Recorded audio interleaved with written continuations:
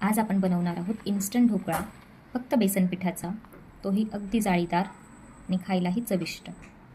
Instant dhokla बनवण्यासाठी लागणारं साहित्य: 1.5 वाटी बेसन पीठ, 1 मोठा चमचा तेल, 1 चमचा सायट्रिक ॲसिड, 1 चमचा सोडा, चवीनुसार मीठ, 1 मोठा चमचा साखर आणि आपण 1 वाटी पाणी घेतलेलं आहे. या पाण्यामध्ये आपण घालणार आहोत 1 मोठा चमचा घेतलेली साखर, चवीपुरतं मीठ, सायट्रिक ॲसिड आणि तेल. या सर्वांना आपण सगळे जिन्नस एकत्र मिक्स होईपर्यंत ढवळून घेणार आहोत.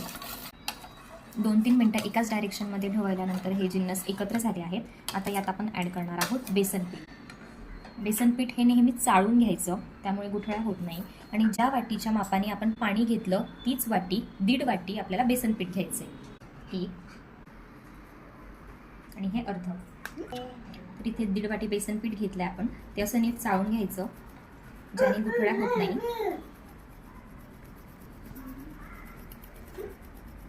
आणि असा हात लावला तर आजूबाजूला कळतही नाही. आता ज्या गुठळ्या शिल्लक आहेत त्या मोडून घ्यायच्या आणि पूर्ण पीठ चाळून घ्यायचं.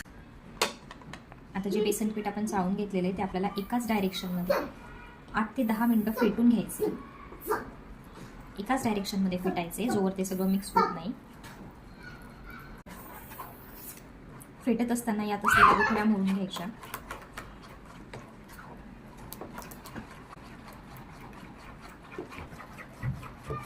आता 5 ते 7 मिनिटं झाले आहेत आणि हे बॅटर फेटून रेडी आहे. हे बघू शकता तुम्ही, त्याची कन्सिस्टन्सी अशी फ्लफी आणि हलकं झालेलं आहे. आता हे आपल्याला 20 मिनिटं मुरण्यासाठी ठेवायचं आहे. सो याच्यावर झाकण ठेवून 20 मिनिटं हे मुरू देऊया.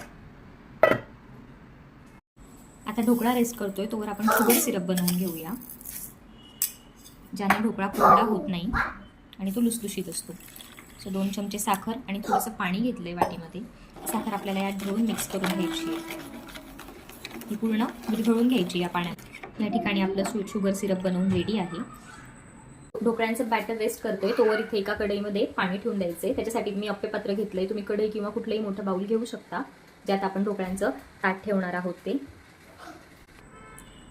ज्या ताटात आपण ढोकळे ठेवणार आहोत त्याला थोडं तेल लावून घ्यायचंय आधी.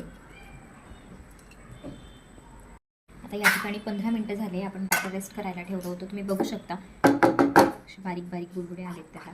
यात आता 1 चमचा सोडा टाकायचा आपल्याला. ताटात टाकायचे ते ताटही रेडी करून घेतलंय आणि गरम पाणीही ठेवलेलं आहे.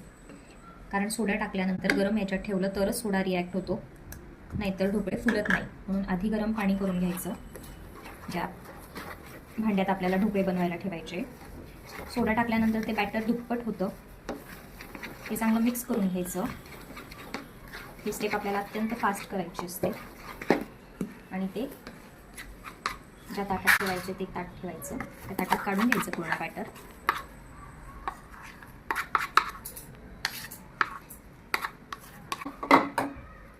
पूर्ण ताटात ते बॅटर पसरवून घ्यायचं, करायचं.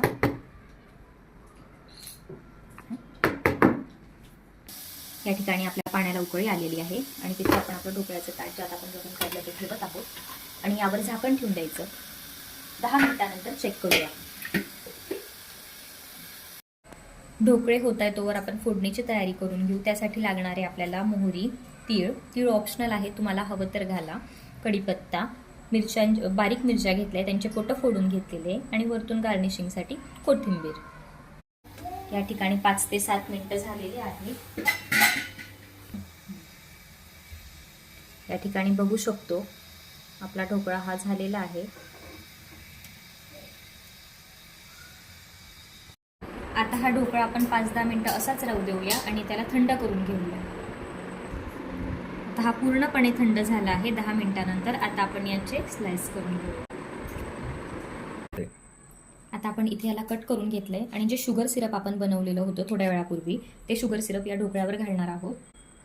याच्याने ढोकळा कितीही वेळ राहिला तरी तो ड्राय पडत नाही आणि खाताना त्याचे घास गुंतत नाही. सो हे शुगर सिरप टाकून 10 मिनिटं त्याला रेस्ट करू द्यायचा, जेणेकरून ते पूर्णपणे मुरून जाईल.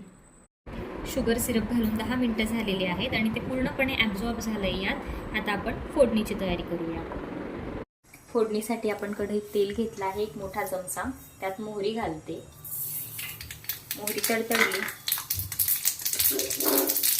की त्यात कढीपत्ता घालायचा.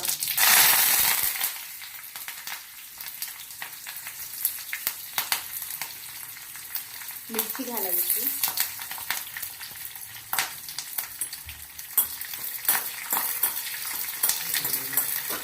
आणि हे खमंग होऊ द्यायचं. आता इथे मिरची झाली आहे आणि मग मी तीळ घालते.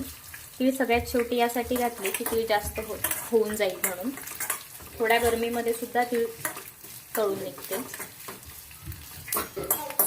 तो हे 1-2 मिनिटासाठी होऊ द्यायचं.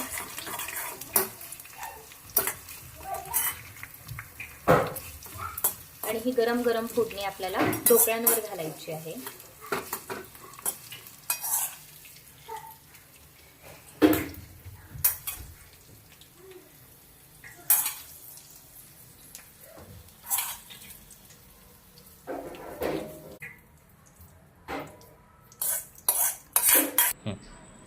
आता आपण फोडणीचं केलेलं तेल हे चारी साईडने घातलेले ढोकळ्याच्या. आता त्यावर गार्निशिंगसाठी आपण कोथिंबीर घालत आहोत. ऑप्शनल आहे, तुम्हाला आवडली तर घाला. तीळ छान लागते, ती नक्की घाला. एक या ठिकाणी मी तुम्हाला पीस कट करून दाखवते. तुम्ही बघू शकता अगदी मोकळा, अजिबात त्याला काही चिकट नाही, काही नाही, गचका नाही, असा सुंदर असा ढोकळा बनवून तयार आहे. आता हा सर्व करूया. ढोकळा प्लेटमध्ये सर्व केलेला आहे. तुम्ही बघू शकता कुठलाच ढोकळा असा गचका नाही आहे. सगळे असे छान फुललेले आहे आणि छान गार्निश केलेलं आहे. नक्की करून बघा.